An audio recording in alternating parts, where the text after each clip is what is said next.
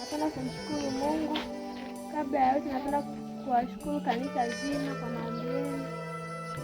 Pia napenda kumshukuru Mungu, pia nimejifungua salama, nimejifungua kwa operation, ila sio kwa jitihada za madaktari, na pia na Mungu naye amehusika. Maana hali ilikuwa mbaya tena, nikaitoa oxygen. Maana nasumbuliwa na kifua. Kwa hiyo ilikuwa ni mbaya. Wameniokoa pia, na Mungu ameniokoa mimi na mtoto tuko wazima, na namtolea shukrani Mungu.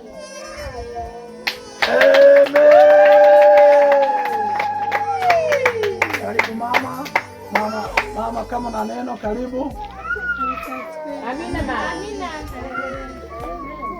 Kwa kweli huwa nasema zifuatilieni ndoto. Bwana asifiwe sana. Kwa kweli nilimotea ndoto. Kuna mama mmoja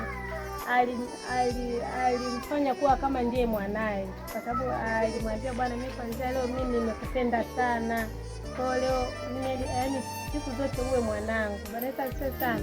Mimba ilikuwa ni ndogo, kwa zile changamoto zote kuanzia mimba ndogo, mara inataka kutoka mara nini, ndoto nilikuwa bado sijaota. Sasa baadaye ndo Mungu akaanza kunielekeza kwamba kuna mtu anamsuka nywele. Ananielekeza kila siku kuna mtu anamsuka nywele. Sana jamani, atakuwa akimsuka nywele, lakini sikumwambia maana atapata hofu. Mtu mwenye mimba ukimsikiza maneno anakuwa anaofu. Ila nikawa tu naendelea kuomba hivyo. Lakini jinsi siku zinavyoenda, Mungu akanielekeza, akampa chakula, kile chakula kina dawa. Kanisa sio sana. Kwa hiyo niliota ndoto usiku wa manane. Yaani huyu binti Mungu akanielekeza picha kama hivi iko mbele hivi. Watu walikuwa wako wawili, mama afu na mdada. Alafu huyu yuko katikati, wamemzingira kwa yeye anakula nini? Chakula. Mungu akanionyesha, unaona ile. Kwa hiyo nilikimbia kwenda kumchukua, nikafanyaje? Nikamtoa. Nikawa nimeshtuka. Ndio hii hali ikaja kugoma, hakuweza kujifungua. Lakini pia sikumueleza kwa kipindi hicho mpaka alivyojifungua, ndipo nikamwambia ni mama gani yule. Akasema ni yule mama ambaye niliyekueleza. Na kwa yule mama hajawahi kupiga simu mpaka leo, hata kumwambia ongeni hajawahi. Wakati alikuwa ni mtu wake wa karibu, anamsuka, anamwambia chukua chakula mwanangu mzuri, anamwambia bwana. Mtoto alikuwa anasema kwa yule ni mama kama wewe mama, wewe makini sana. Lakini Mungu anamsikia sana, lakini alikuwa anataka kuniua. Yeye pamoja na Mungu awabariki. Amen. Makofi kwa Yesu. Niombe watumishi wa Mungu. Ni kwa nini watoto na vitu kwenye madhabahu ya Kristo? Maana yake kuna madhabahu nyingi ambazo zinalea watu, lakini sisi ambao tumeokoka, madhabahu yetu ni Kristo. Madhabahu yetu ni neno la Mungu. Madhabahu yetu ni ufunguo wa mbinguni. Ndio madhabahu ni maombi, kumtukuza Mungu. Na ni kwa nini pia watoto tunawaweka kwenye madhabahu? Kwa sababu tunatoka kwenye koo mbalimbali. Zile koo mbalimbali kuna mizimu.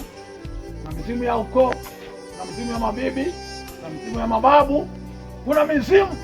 Na zamani watoto wanazaliwa, hata sisi wenyewe, hata kwenye uzao wetu sisi, familia yetu, sisi tukizaliwa tunapelekwa kwenye magome ya miti huko polini, watupeleka kutukabidhisha kwa mizimu.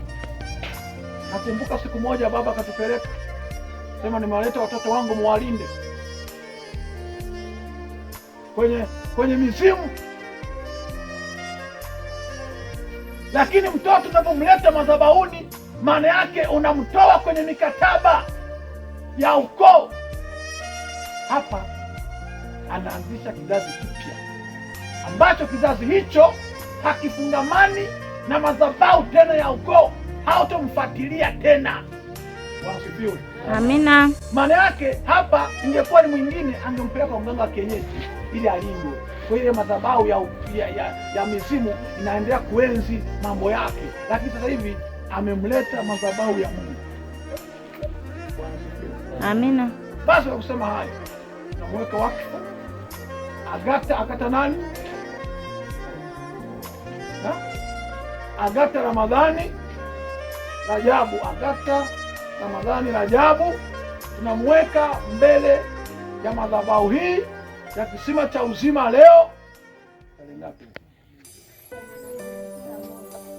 tarehe 11 ya mwezi wa 5 kama ishara ya utakaso, kama ishara ya kumweka wakfu mbele za Yesu, kwamba kuanzia tarehe ya leo hakuna chochote, hakuna roho yote ya kuzimu, hakuna funguo za kuzimu ambazo zitamtawala au kumumiliki. Atamilikiwa na uwezo wa nguvu za Mungu tu peke yake. Atamilikiwa na nguvu za Mungu peke yake. Hakuna shetani, hakuna mchawi atakayemiliki ufahamu, mwili, maono ya mtoto huyu, maana amekaa katika madhabahu ya Kristo. Na wote tupige vigelegele.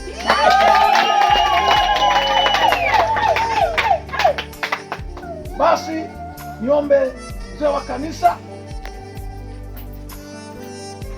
utaongoza kwa maombi wakati tunamweka wakfu mtoto huyu. Basi karibu. Basi tuombe. Baba, Jehova, ni katika jina la Yesu. Asante Roho Mtakatifu kwa ajili ya Agata, katika jina la Yesu Nazareti. Na mkabidhi mbele ya kiti chako cha enzi, katika jina la Yesu Nazareti. Baba, na mkabidhi mbele zako, mlinde kwa damu yako takatifu, katika jina la Yesu Nazareti. Tazama ni uzao wa kwanza kwa mama yake, lakini uzao wa kwanza katika hii madhabahu, katika jina la Yesu. Kama kuna madhabahu kutoka kwa upande wa baba na wewe kusema, katika jina la Yesu naisababisha, katika jina la Yesu. Madhabahu kutoka upande wa mama, katika jina la Yesu naisababisha, nasimika madhabahu yako uweza katika jina la Yesu. Baba yako na katika jina la Yesu. Asante sana katika jina la Baba na Mwana na Roho Mtakatifu, wote tuseme amen. Na wote wasema amen.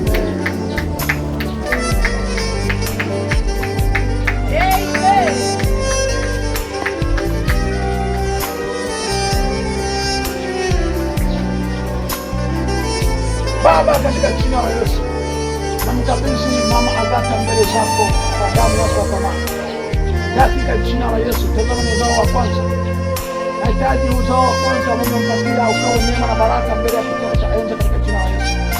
Tazama yapo magonjwa mbalimbali wanajinua katika hatua hii Baba, na katika msababisha roho chafu na kuzimu, katika jina la Yesu. Tazama mwili wake na moyo wake na ukabidhi mbele ya kiti cha enzi, katika jina la Yesu. Baba, mlinde usiku na mchana, katika jina la Yesu. Neema na muujiza yako angalia nyuma ya Yesu, angalia mazingira yake, angalia msaada katika jina la Yesu. Hata bibi yake na mama na mtoto wote namkabidhi mbele zako, katika jina la Yesu. Hata ndugu zake wote, vijana atakuwa katika jina la Yesu. Viki mateso katika jina la Yesu, na usiku wote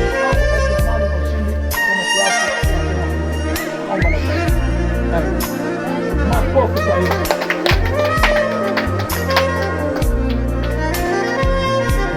Amen. Makofi